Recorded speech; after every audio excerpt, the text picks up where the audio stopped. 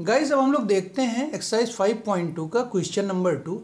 तो question number 2 क्या है, choose the correct choices in the following and justify.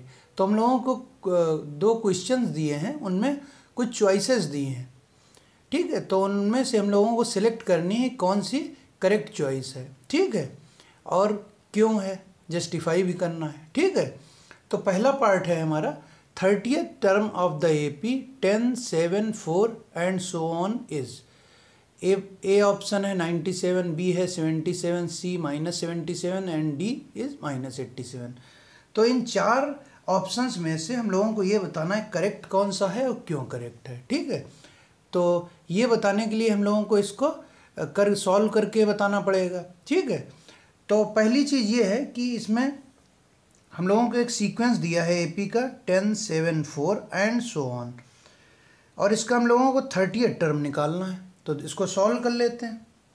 तो क्या दिया है, एक AP है हमारी 10, 7, 4 एंड सो ऑन, इसका हम लोगों को 30th टर्म फाइंड आउट करना है, ठीक। तो अब ये जो AP है इसका फर्स्ट टर्म हमारा कितना हो गया 10, A1 या A 10 है, तो D कितना होगा 7 - 10, A2 - A1 दैट इज -3 हमारा D। अगला भी चेक कर लेते हैं, A3 - A2 -3, ठीक है। तो हमारा D कितना हो गया -3, ठीक है। अब हमको 30th टर्म निकालना है। तो हमारा AP का जनरल टर्म निकालने का क्या फार्मूला होता है, AN बराबर A + n - 1 × D। तो जनरल फार्मूला लिख लेते हैं। तो general formula general term AN is given by A + n - 1 × D। तो ये हमारा जनरल टर्म निकालने का फार्मूला है, ठीक है। तो हमको कौन सा टर्म निकालना है, 30th टर्म।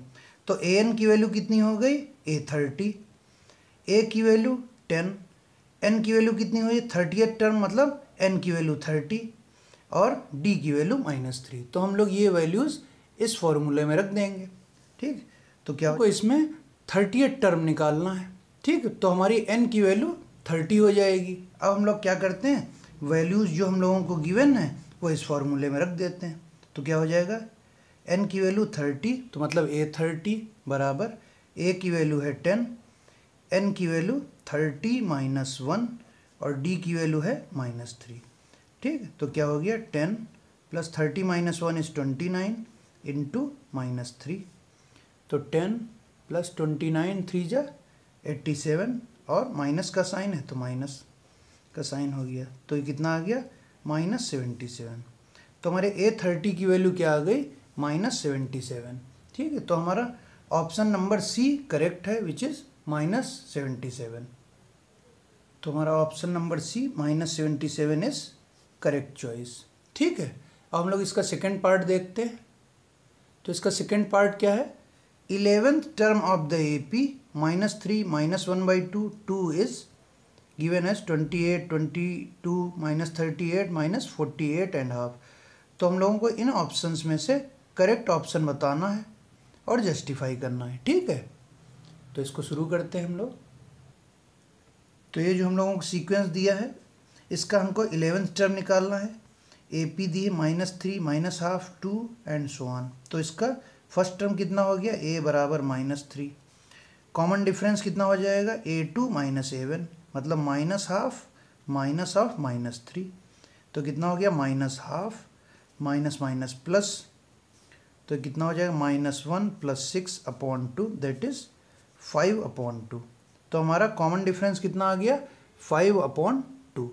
अब हम लोग AP के जनरल टर्म में ये वैल्यूज़ रख देते हैं। तो हम लोगों को 11th टर्म निकालना है। तो जनरल टर्म फार्मूला क्या है हमारा, AN बराबर A + n - 1 × D। तो हम लोगों को 11th टर्म निकालना है, मतलब हमारे N की वैल्यू क्या हो गई, N की वैल्यू 11, ठीक। A की वैल्यू -3, D की वैल्यू 5/2। तो ये रख देते हैं इस फार्मूले में। तो A11 बराबर A की वैल्यू है -3 प्लस N की वैल्यू 11 - 1, D की वैल्यू कितनी 5/2, ठीक है। तो -3 + 11 - 1 इज 10 × 5/2। तो 2 5 जा 10, तो -3 प्लस 5 5 जा 25, तो 25 माइनस 3 इज 22। तो हमारा A11 कितना आ गया 22। तो हमारा ऑप्शन नंबर बी करेक्ट है। तो हमारा option number B 22 is correct option. ठीक है। So this is all about question number 2 of exercise 5.2।